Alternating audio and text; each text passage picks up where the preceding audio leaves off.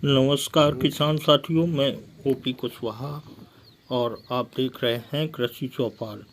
आज के दौर में जोत का क्षेत्रफल घटने से फसल सघनता बढ़ रही है, खासकर जहां सब्जियां उगाई जाती हैं। वर्ष में 3-4 फसलें ली जा रही हैं। तो आज हम बात करेंगे रोग बीमारियों की। आखिर इनका विस्तार कैसे होता है और कहां से आती हैं।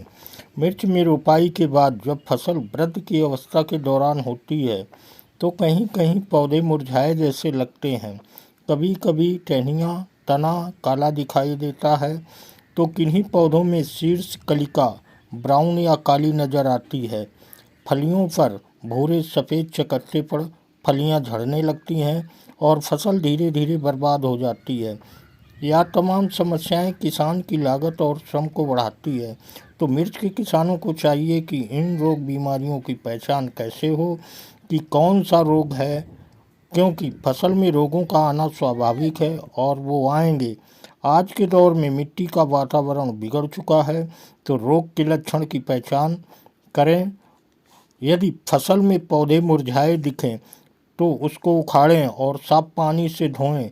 फिर गौर करें, यदि जड़ों से में ग्रंथियां हैं तो निमेटोड्स के लक्षण हैं। यदि जड़ व जड़ से सटा तना सड़ रहा है, नीचे से फाड़ें तो तने के बीच का भाग भूरा मटमैला है तो फ्यूजेरियम बिल्ट उक्टा के लक्षण हैं। पौधे के तने काले व ऊपरी टहनियाँ ग्रसित हो रही हैं तो एंथ्रेक्नोज की समस्या है। पौधों की शीर्ष कलिका ब्राउन या काली हो, पत्तियां सूख रही हैं तो साइनोफ्लोरा ब्लाइट के लक्षण हैं। इसका असर फलियों पर आने से फलियों पर भूरे सफ़ेद चकत्ते पड़ फलियां सड़कर झड़ने लगती हैं।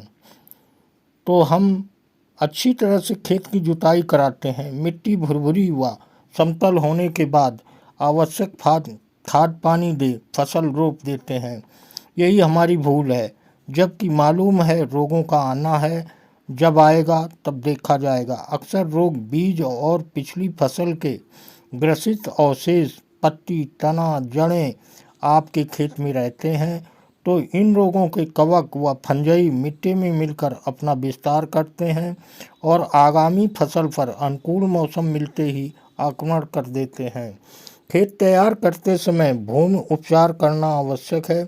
बीज उपचार कर नर्सरी बोएं तथा रोपाई के समय जड़ों को पीपीएसटी के घोल में डिप कर रोपाई करने से रोग की संभावनाएं कम हो जाती हैं। भूमि उपचार आखिरी जुताई पर प्रीमियम मल्टी कल्चर आता है, प्रति एकड़ 2 लीटर फैलाकर खेत में मिला दें। इसमें rhizobium, trichoderma, PSB, pseudomonas, mycorrhiza, beauveria bassiana जैसे 50 तरह के जीवाणु व फंजई सेंट्रेनस का पूरा संसार समाहित है। इसके साथ रूट गार्ड 2 किलो एकड़ भी मिलाएं। जैसा नाम वैसा काम। फिर आप उपचारित पौध को रोपित कर दें।